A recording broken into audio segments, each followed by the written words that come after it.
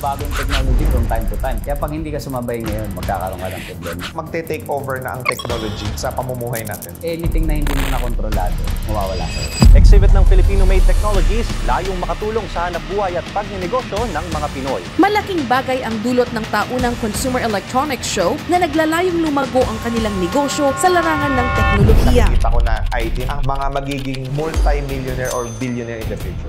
Maraming tao natatakot na baka mawalan sila ng trabaho. Kaya nga nandiyan yung mga schools and universities. Pag-usapang technology, kayo pinakamayabang. AMA. So yung pagiging innovative and creative mo, ang buto niyan, AMA. Yes. Do you think AMA produces very good IT across the globe? Yes. Kung ano man ang ginagawa mo sa buhay mo ngayon, wala nang dahilan para hindi ka makatapos ng pag-aaral because of the fusion learning. Useful para sa tao. Bakit matalino si Roderick Dilag? Yun ang kagandahan pag ang pinuha mo IT. Ano ang contribution sa iyo ng technology kung sino ka ngayon? Malaki. Good morning, good afternoon, and good evening mga boss. Ikaw ba ay naghahanap ng negosyo na pwede mong pagkakitaan ngayon? How about a laundry business na talaga namang patok na patok sa merkado? O di naman kaya isang negosyo na pwede mong pagkakitaan kahit wala ang physical presence mo? So ngayon makakasama natin ang isa sa pinakamagaling na entrepreneur na nakilala ko sa buong buhay ko. Nakilala nyo na siya sa ating RDR Talks before. Kasama natin ang ating bossing, Boss Roderick Dilag. Welcome, boss. Yes. Good morning, good afternoon, good evening. The reason why I invited you here para sa isang collaboration, it is because I'm really inspired na meron ka ng 85 branches ngayon na nung in-interview kita ilan lang? 48. Sa loob ng isang taon, paano mo napalaki ng ganun kalaki yung negosyo mo? Actually, we started 2020, September. Nag-boom siya nung launch namin yung aming technology together with this technology. Kayo lang yung nag-o-offer nun ngayon sa merkado no? Yung may ganong technology. I think na-hit namin yung problema ng tao na solve it. Kaya yun yung naging demand ngayon ng mga laundry owners. At the same time, convenient para dun sa mga end users. The reason why Tipid Sulit nakapag-scale siya ng more than 100% nitong isang taon dahil dun sa sistemang ginawa nyo sa laundry business na intindihan ito ng maraming negosyante. Yes, of course. Kasi lahat naman ng mga negosyante gusto nila yung paano silang kikita in a simple way. Hindi stressful. Mas konti yung negosyante kumpara sa employment. Kasi yung stress, yun yung iniisip nila lagi. Sa empleyado, papasok ka lang, 8 to 5. That's all. Pag negosyante ka, syempre, very stressful yan. Isa nasa bahay ka na, problema pa. Pero kung meron kang solution na hindi nagre-reklamo yung solution dahil this is a IT solution, masasolve yung vision ng mga entrepreneurs like mga starting business owners. Correct. And Tipid Sulit is the only laundry business ngayon na napaka-innovative ng approach because meron kang background pagdating sa pagiging IT. Correct? Yes. You are actually an engineer, right? Yes, computer engineering. DS Computer Engineering. Sige, pag-usapan natin yan. Bakit matalino si Roderick Dilag? Bakit siya magaling? Bakit ang bilis niya mag-expand ng negosyo? Lahat yan, mga boss, meron yan tinatawag natin na foundation. And the foundation is education. Yes. Ano yung course na tinake mo? Actually, yung unang course ko, yun yung pangarap ng mom ko para sa akin, which is seaman. Very inspiring yung mga seaman dahil alam mo naman noon, baga seaman ka, dollars saka naka-angkla yan. Correct. Pero hindi aligned dun sa pangarap ko maging entrepreneur. Pangarap mo talaga initially maging negosyante. Yes. Iniisip ko kasi walang negosyante sa family namin. And nakikita ko yung mga merong kakayanan sa buhay, is yung mga may negosyo. That time, iniisip ko noon kung ang kukunin ko yung seaman, mahihirapan akong mag-develop ng network ko dito sa lupa. Dahil most of the time, ang seaman nasa barko. Nag-decide ako na kumuha ng computer engineering. Entrepreneur ang gusto mo, bakit pagiging computer engineering ang kinuha mo? Very technical kasi ako eh. Alam ko na yung pagiging technical ko, soon yun yung magiging business ko. So meron kang naaay na ang gusto mong business is related sa technology? Yes, kasi that time nakikita naman natin na noon yung mga leading schools noon, nag-i-start na sila magbigay ng mga orientations. Naririnig na natin sa ibang bansa yan na nagkakaroon na ng mga pagbabago yung education system. That time, naghanap na ako ng school na pwedeng mag-cater para dun sa gusto ko. Doon na nag-start yung journey ko na nakita ko na yung school ko, yung AMA Computer University. AMA Computer University? That time, college pa siya. Nung nag-start ako doon, medyo na-inlove talaga ako doon sa course ko. Ano ang contribution sa'yo ng AMA kung sino ka ngayon? Malaki. Kasi kung ano meron ako ngayon dahil doon eh. Yan yung isang bagay na that time, hindi pa ganun kadaming libro yung pwede mong bilhin. Technology yun eh. Nagbabago yung technology from time to time. Kahit binili mo tong libro to ngayon, maaari ngayon updated to pero next year hindi disiplina. Pag pumasok sa school, aside dun sa community na mayroong mahihilig mag-research, nagkakaroon ng collaboration. And at that time, nag-i-start pa lang yung internet. Should I say na ang AMA is very adaptable? Yes. Kasi that time, iilan pa lang yung nakaka-pop up na ito na yung darating na technology pero ginagawa na namin dun. Ganon? Yes. Like for example ngayon, nakikita ko na kung ano yung mangyayari sa industry ng laundry kaya naayos ko na yung development. Same thing na nangyari doon, yung pattern namin doon sa school, yun yung ginagawa ko, ina-apply ko. Itong mga natutunan mo sa eskwelahan, mabukod doon sa curriculum or subject na meron ka at that time, tinuruan din kayong maging adaptable. Yes. Character. Both character and technical. Kasi that time, binigyan kami ng isang machine problem ng professor na. Anong pangalan ni Professor? Sir Corpus. Binigyan niya kami ng isang machine problem. Gusto ko may automate nyo itong water temperature na yung tubig gusto ko mainit pero ayoko nung napapasok ako. That was I think 97, 98. Bibili na yun that time. Ngayon, common na yan na mabibili mo na lang sa simple stores yan. Behind that, natuto kami na pwede pala mangyari to gamit itong mga meron tayo sa harap natin. Which is yung mga binibili namin sa mga electronic stores. Tapos gamit ng computer namin, yung mga binili namin component, nagiging automated yung mga ginagawa namin. Okay. So, doon nag-start yung idea ko na marami akong pwedeng gawin dito. Nag-explore na ako, ano ba yung pagkakakitaan dito. So yung pagiging innovative and creative mo, should I say na ang buto niyan, AMA? Yes. Kasi innovation. Hindi naman natin kailangan lagi mag-invento. Meron ng mga existing, i-adjust mo na lang para mapakikinabangan ng tao. Yes. Like for example, water heater, existing yan eh. Paano na-innovate yan? Kinabitan ng technology. Oo. Kinabitan ng microcontroller. Correct. Kinabitan ng thermostat. So, Correct. mas naging useful para sa tao. Kailangan mong i-innovate yung mga bagay na hindi nasa-satisfied yung tao para maging satisfied. And then at the end of the day, ito yung solution sa problema. Yun yung trabaho ng negosyante. Yes, magiging useful lang yung isang business. Kung meron kang problemang nasusolusyonan. And magiging sustainable. Yes. Coach Roderick, being a very innovative, should I say na in the near future, talagang magte-take over na ang technology sa pamumuhay natin? Actually, nangyayari na ngayon. Everything is under information technology. Under information technology. Magsimula sa promotion, operation, Yes. marketing. Pag sinabing promotion, social media na ngayon. Yes. And it is technology. Pagdating sa operation, anything can be automated. Yes. Production, robotics. Mechanical. Lahat yan isang base niyan. IT. IT lahat yun. Yes. Because lahat yun gumagamit ng computer. Yes. Kasi yung form ng computer, iba-iba yan eh. Nasanay lang tayo ng computer, yun yung desktop or laptop. Meron tayong tinatawag na mga single board computer, microcomputer, microcontroller, microprocessor. Lahat yan form ng computer. Nakakapag-embed ka ng information sa loob niyan. Which is, hindi mo na kailangan gawin ng paulit-ulit. Kasi once na in-embed mo yan dyan, siya na yung gagawa niyan. Pwede ka ngayon umalis para gumawa pa ng iba. Dadami yung kaya mong gawin, pero lahat yan, nanggaling lang sa'yo. Nagmumultiply yung isip mo. Talagang mag-i-evolve ang technology. And that's the reason why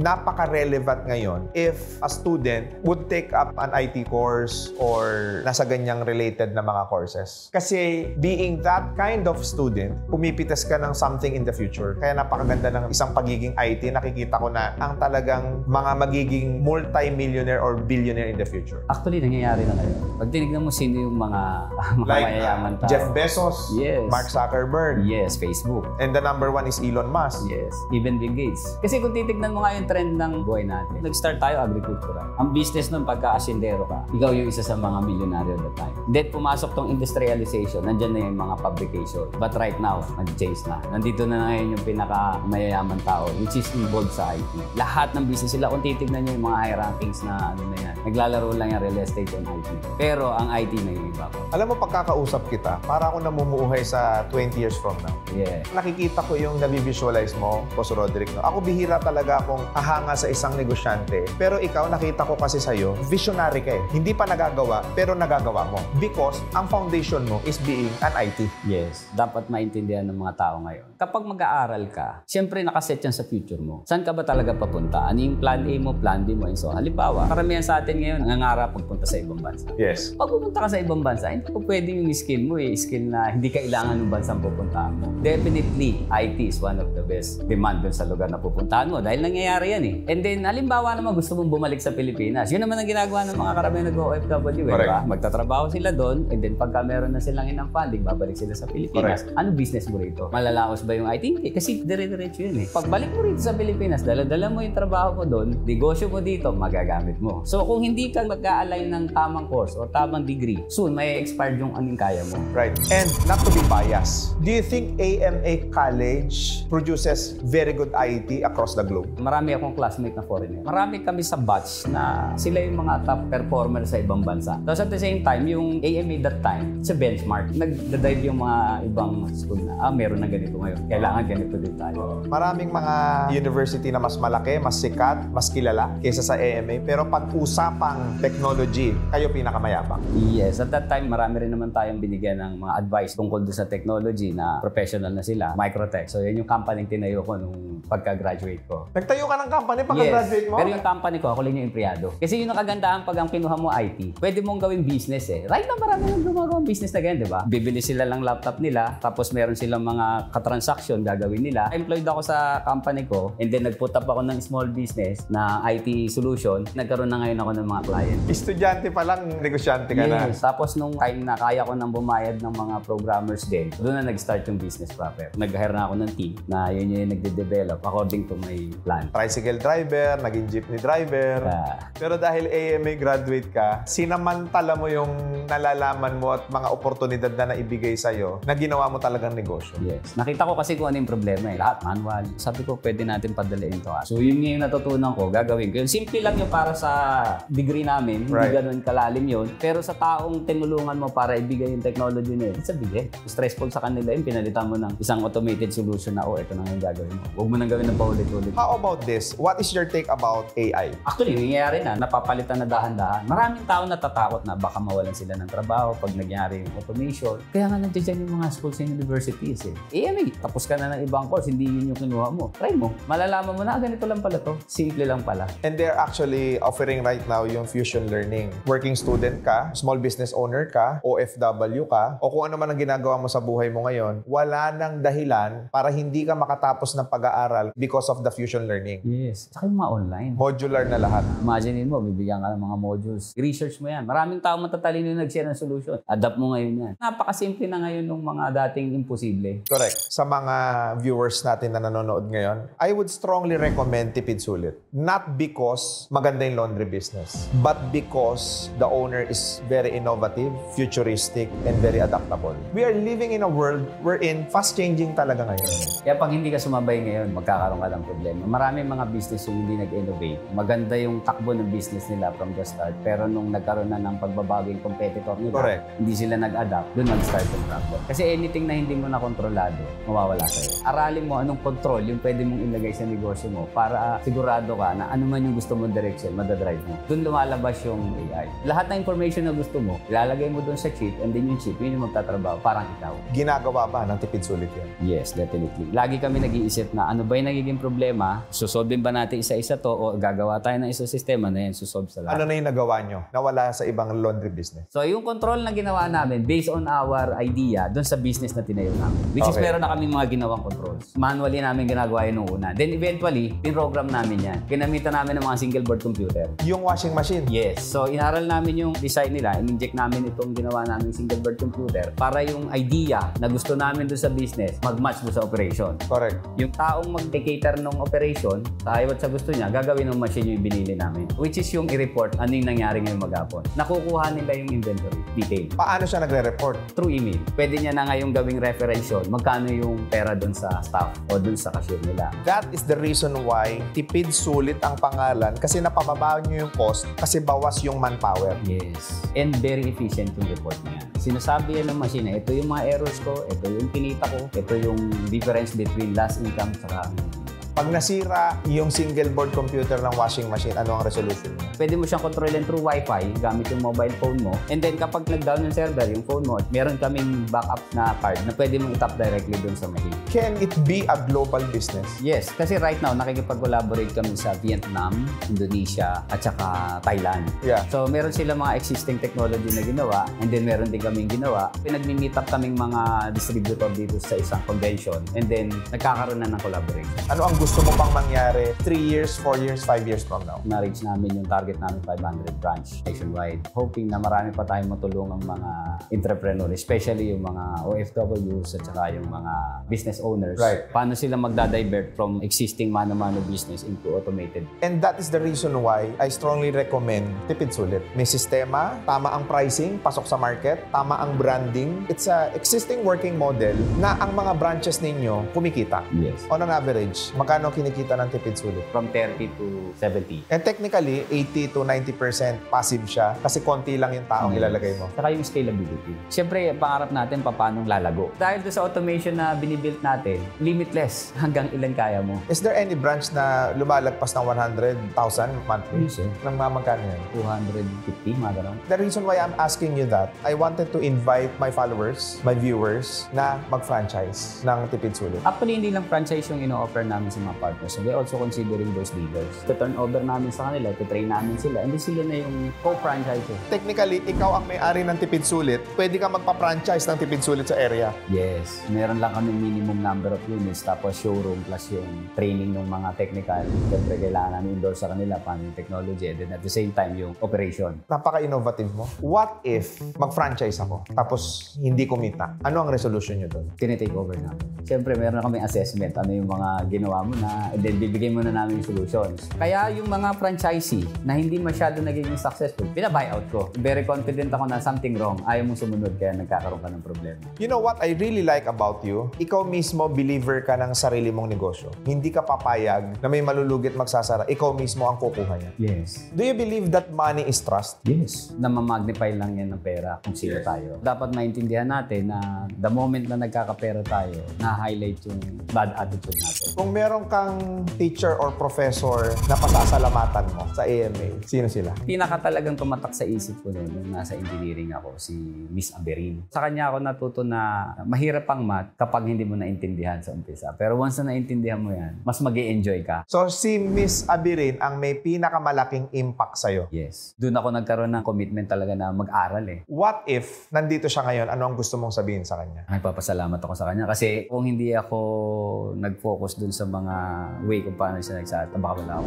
Walang Roderick Dilag kung walang Miss Aberin. Yes. Kasi siya yung tao na nagbigay sa akin ng inspirasyon na kahit hindi ka matalino, pag naging consistent ka, makakahabol ka. Okay, mga boss, I wanted to call Miss Alma Aberin.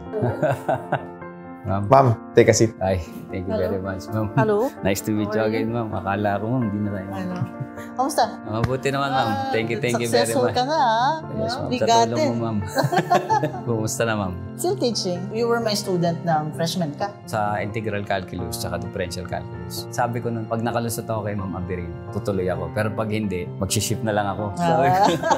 Ma'am Aberin, may question ako sa inyo. Yes. How does it feel that you are in front of a man that is actually an inspiration to millions of Filipinos that will be watching this video? That you actually made that man na kung sino man siya ngayon. I always consider it a privilege to be part of someone else's life. When I realized that I'm being remembered by somebody 23, 25 years ago, a good feeling to be part of his success and be instrumental in instilling values in a person's life. I'm sure Roderick would have forgotten the formulas. As a teacher, my philosophy is you may not remember, but the values, the discipline that you get from doing math. And it's an affirmation of my calling as a teacher to be remembered. So, thank you for remembering me. Boss Roderick? Nagpapasalamat ako kasi lumakas yung loob ko, ma'am, dahil sa'yo. Very thankful ako na isa ako sa naging estudyante mo at that time. This is magical moment. Madaling sabihin na natatandaan ko, pero yung makaharap mo, yung taong nagbigay sa'yo ng pundasyon kung sino ka man ngayon. Lalo ngayon, nagkakaroon ng validation sa puso ko na hindi ko dapat ihinto itong ginagawa ko because I'm actually part of this. Napakasaya, napakagandang experience. Yes, ma'am. Yes, ma'am. Thank you very much, You're ma'am. welcome.